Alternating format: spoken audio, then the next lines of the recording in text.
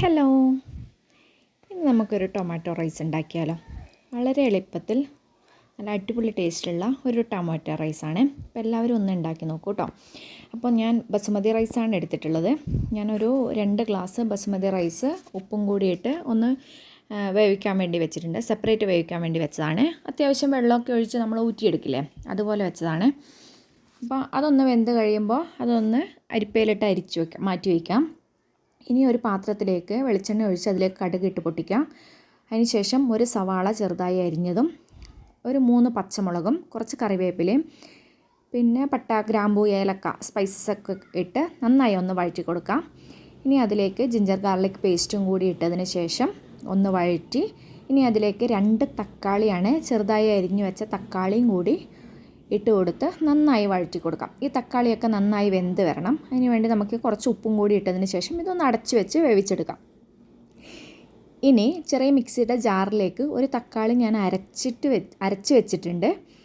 ഒരു തക്കാളി ചെറുതായി കട്ട് ചെയ്തതിന് ശേഷം അതൊന്ന് അരച്ചെടുത്തതാണ്. അതും കൂടി ഇതിൻ്റെ കൂടെ ഇട്ട് നന്നായി വഴറ്റി കൊടുക്കാം. ഇനി ഇതിലേക്ക് നമുക്ക് പൊടികൾ ഇട്ട് കൊടുക്കാം. 1/4 ടീസ്പൂൺ മഞ്ഞൾപ്പൊടി, 1/4 ടീസ്പൂൺ മല്ലിപ്പൊടി, 1/4 ടീസ്പൂൺ ഗരം മസാല, പിന്നെ 1/4 ടീസ്പൂൺ മുളക് പൊടി. ഇതും കൂടി ഇട്ടതിന് ശേഷം ഒന്ന് നന്നായി വഴറ്റി കൊടുക്കാം. ഇനി ഇതിലേക്ക് കുറച്ച് മല്ലിയിലയും കൂടി ഇട്ടതിന് ശേഷം ഒരു 2 സെക്കൻഡ് ഒന്ന് അടച്ചു വെക്കണേ. എന്നിട്ട് ഇതിലേക്ക് 1/2 ഗ്ലാസ് വെള്ളം കൂടി ഒഴിച്ചു കൊടുക്കാം. 1/2 ഗ്ലാസ് വെള്ളം തന്നെ ഒഴിക്കണം. വെള്ളം കൂടിപ്പോയെന്നൊന്നും വിചാരിക്കേണ്ട. അതും കൂടി ഒഴിച്ചതിന് ശേഷം കുറച്ച് പുതിനയിലയും കൂടി ഇട്ട് ഒന്ന് തിളപ്പിച്ചെടുക്കാം. ഇതൊന്ന് തിളച്ച് ആ വെള്ളം ചെറുതായി ഒന്ന് വറ്റി വന്നാൽ മതി, മുഴുവനായി വറ്റണ്ട. ഇനി നമ്മൾ ഊറ്റി വെച്ചിരിക്കുന്ന അരി ഉണ്ടല്ലോ, അത് ഉപ്പിട്ട് വേവിച്ചതാണല്ലോ, അതും കൂടിയിട്ട് അതിലേക്ക് കുറച്ച് മല്ലിയിലയും പുതിനയിലയും കൂടി ഇട്ട് കൊടുക്കാം. വീണ്ടും റൈസ് ഇട്ട് കൊടുക്കാം. വീണ്ടും മല്ലിയിലയും പുതിനയും കൂടി ഇട്ട് കൊടുക്കാം. നമുക്ക് കാഷ്യൂ, കിസ്മിസ്, ഉള്ളി വറുത്തത് ഇതൊക്കെ ആഡ് ചെയ്യാം കേട്ടോ. ഇതും കൂടി ഇട്ടതിന് ശേഷം നന്നായി ഒന്ന് മിക്സ് ചെയ്യാം കേട്ടോ. നന്നായി ഒന്ന് ഹൈ ഫ്ലെയിമിലിട്ട് തന്നെ മിക്സ് ചെയ്യണേ. അപ്പോൾ ആ വെള്ളമൊക്കെ ചോറിലേക്ക് ഇറങ്ങി നല്ല സെറ്റായി വരും.